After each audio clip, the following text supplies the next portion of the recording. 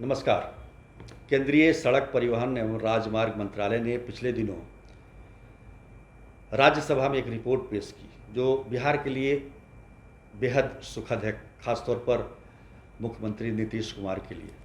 Report में कहा गया है कि बिहार में जितने भी नेशनल हाईवे हैं उस पर जो भी दुर्घटनाएं हुई हैं उसमें एक भी दुर्घटना शराब पीकर नहीं हुई है, रिपोर्ट नहीं की गई है। बिहार में 5300 से ज़्यादा किलोमीटर का एनएच है और इस दौरान यानी कि 2019-20 में 7200 से ज़्यादा लोग सड़क दुर्घटनाओं में मरे हैं।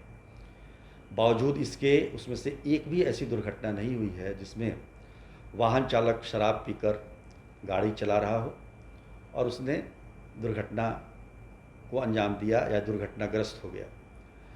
ये इस मायने में काफ़ी सुखद है। ख़ास तौर पर ये कहा जाता है कि जब से बिहार में शराबबंदी हुई 2016 से, उसके बाद से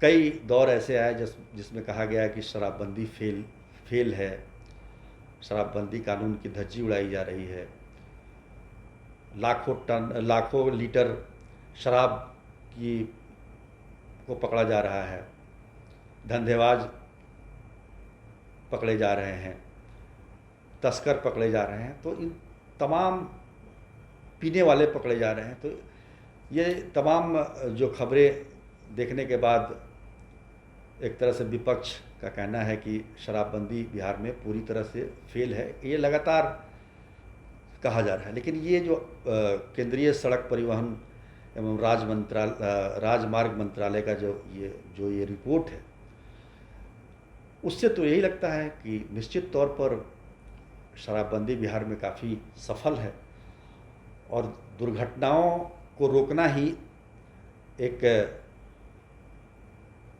बहुत बड़ी वजह होती है शराबबंदी। जहाँ शराबबंदी नहीं भी है वहाँ की सरकार भी हर जगह पर सड़क के किनारे ये लिख के रखती है कि कृपया शराब पीकर वाहन ना चलाएं। हालांकि अभी भी बिहार में भी आपको सड़कों पर शराबबंदी के बावजूद आपको दिख जाएंगे सड़क के किनारे ये स्लोगन लिखे हुए कि शराब पीकर वाहन ना चलाएं।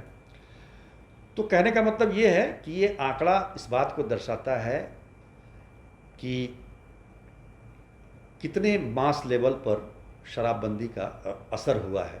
ख़ास तौर पर बिहार में जब से शराबबंदी हुई है, शराबबंदी, मैं ये नहीं कहता कि पूरी तरह से शराब पीना लोगों ने बंद कर दिया है। जब तस्करी हो रही है शराब की, पकड़े जा रहे हैं, तो निश्चित तौर पर शराब यहाँ कहीं ना कहीं से लाया जाता है और जो भी पीने वाले हैं, जो इसके आदी हैं, जो रोज़ पीना चाहते हैं, वो कहीं ना कहीं से इसका जुगाड़ कर लेते हैं।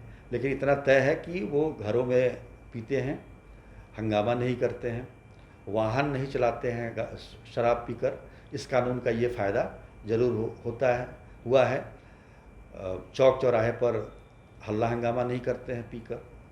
तो इस तरह के फ़ायदे शराबबंदी से हैं। हाँ, कुछ अपवाद ज़रूर है। मुख्यमंत्री नीतीश कुमार भी कहते हैं कि हर चीज़ में कुछ अपवाद होता है, तो निश्चित तौर पर शराबबंदी कानून के भी अपवाद हैं जो इस कानून को तोड़ने में विश्वास रखते हैं। तो कुल मिलाकर ये शराबबंदी के कानून को और मजबूती से लागू करने की दिशा में ये खबर थी।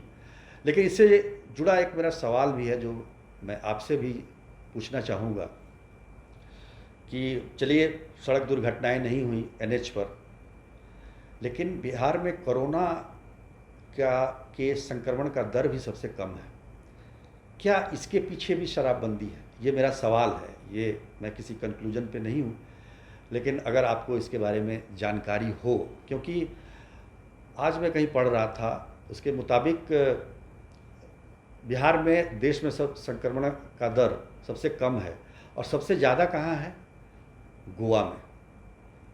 गोवा आपको पता ही है, लोग मौज मस्ती के लिए वहाँ जाते हैं और शराब पीना वहाँ कोई बहुत बड़ी बात नहीं है। तो गोवा में सबसे ज़्यादा है और बिहार में सबसे कम है। ये दोनों का हम आकलन करें तो निश्चित तौर पर ये सवाल ज़हन में आता है कि क्या शराबबंदी की वजह से बिहार में संक्रमण का दर देश में सबसे कम है? क्योंकि अन्य राज्यों की तुलना में की बात करें तो बिहार में क्यों कम है? ये सवाल ज़रूर उठता है। खान पान, रहन सहन का बहुत ज़्यादा अंतर नहीं है यहाँ से झारखंड में, यहाँ से उत्तर प्रदेश में। बावजूद इसके यहाँ संक्रमण दर कम है, तो उसके पीछे कोई ना कोई वजह होगी। हालांकि आप देखेंगे दो महीने पहले स्थिति कोरोना की काफ़ी अच्छी नहीं थी, भयावह स्थिति थी, लेकिन 2 महीने में बिहार ने जिस तरह से कंट्रोल किया है वो निश्चित तौर पर काबिले तारीफ़ है। और आज देखिए रिकवरी रेट भी देश में सबसे ज़्यादा बिहार में है, 91.63%। तो लगातार रिकवरी रेट भी अच्छा होता जा रहा है। राष्ट्रीय औसत से 13% ज़्यादा रिकवरी रेट है। 24 घंटे में 0.11% रिकवरी रेट बढ़ रहा है। तो ऐसे में आप अंदाज़ा लगा सकते हैं कि स्थिति काफ़ी कंट्रोल में है। हालांकि इसको लेकर ज़्यादा खुश होने की ज़रूरत इसलिए भी नहीं है क्योंकि WHO ने आगाह भी किया है कि हो सकता है कि कोरोना दोबारा अटैक करे, क्योंकि सब कुछ खुल चुका है। दुकानें, मॉल, सड़कों पर लोग हैं, और तो निश्चित तौर पर अटैक उसका हो सकता है, लेकिन सावधानी बेहद ज़रूरी है, मास्क पहनना बेहद ज़रूरी है। और पटना में तो ख़ास तौर पर एक नियम भी बना दिया गया है कि जो भी मास्क नहीं पहनेगा उसका कोरोना टेस्ट कराया जाएगा। अगर वो पॉजिटिव निकलता है तो उसे सीधे आइसोलेशन सेंटर में भेज दिया जाएगा। तो इस तरह के कानून से, इस तरह की कार्रवाई से लोग मास्क पहनेंगे। मास्क ही इसका सबसे अच्छा उपाय है। लेकिन सवाल फिर वही का वही है, क्या शराबबंदी की वजह से ये संक्रमण का दर कम हो रहा है बिहार में? ये सवाल ऐसा है जिस पर विशेषज्ञ राय दे सकते हैं। इस पर एक शोध भी किया जा सकता है, क्योंकि शुरुआत में जो खबरें आई थी उसमें यह कहा गया कि शराब पीने से कोरोना नहीं होता है। हालांकि उसका खंडन भी हुआ बाद में।